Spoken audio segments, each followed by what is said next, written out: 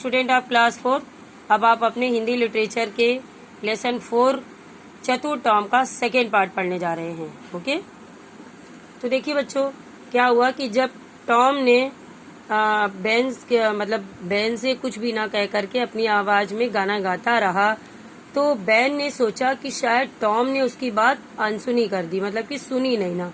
वह जोर से बोला, टॉम तुम तो आज काम करोगे, खेलोगे नहीं। टॉम ने सोचा अब सही मौका है। वह मुड़ा और बोला, अरे बैन तुम कब आए? मुझे तो इतना मजा आ रहा था कि मुझे पता ही नहीं चला कि तुम कब आए। अरे तुम क्या कह रहे थे? नहीं मैं कुछ खास नहीं, बस तुम काम करो, बैन रोजर ने कहा। अरे ये कोई काम है, इसमें तो बड़ा मजा आ रहा है। ये कौन कह रहा है बच्चों?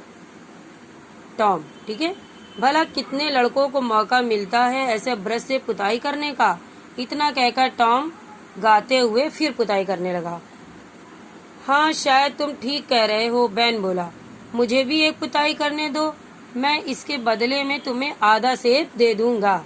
अब देखिए बैन उसकी टॉम की बातों में आ गया और कहने लगा कि मुझे भी पुताई करने दो, मैं तुम्हें इसके बदले में आधा सेब दूंगा। बस आधा सेब? मैं तो पूरा सेब लेकर भी तुम्हें पुताई न करने दूं। भला मैं अपना मजा क्यों खराब करूंगा? टॉम ने अकड़ते हुए कहा। बस एक बार, बैन रोजर बोला। टॉम ने सिर हिलाकर मना कर दिया। अब तक बैन रोजर की इच्छा जाग चुकी थी। वह बोला, अच्छा पूरा ही सेब ले लो। टॉम अवसर चूकना नहीं चाहता था, यानी अवसर मतलब मौके को गंवाना नहीं चाहता था, क्योंकि वो तो पुताई करना ही नहीं चाहता था। तुरंत उतरा और बोला, सेब लेते हुए, देखो बस थोड़ा सा ही करने दूंगा, लो कर लो। ठीक, टॉम एक तरफ जो है सेब लेकर खाने के लिए बैठ गया और बैन रोजर जो है वो खुशी से दीवार की पुताई करने लगे। तभी बिली भी सीटी बजाता हुआ उधर से आ निकला।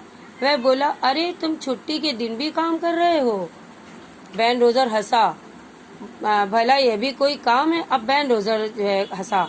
मुझे तो बड़ा मजा आ रहा है, सच पुताई करना कितना अच्छा लगता है। टॉम उसकी बात सुनकर हंसा और बोला, रोजर तुम्हारा सेब सचमुच बहुत मीठा है।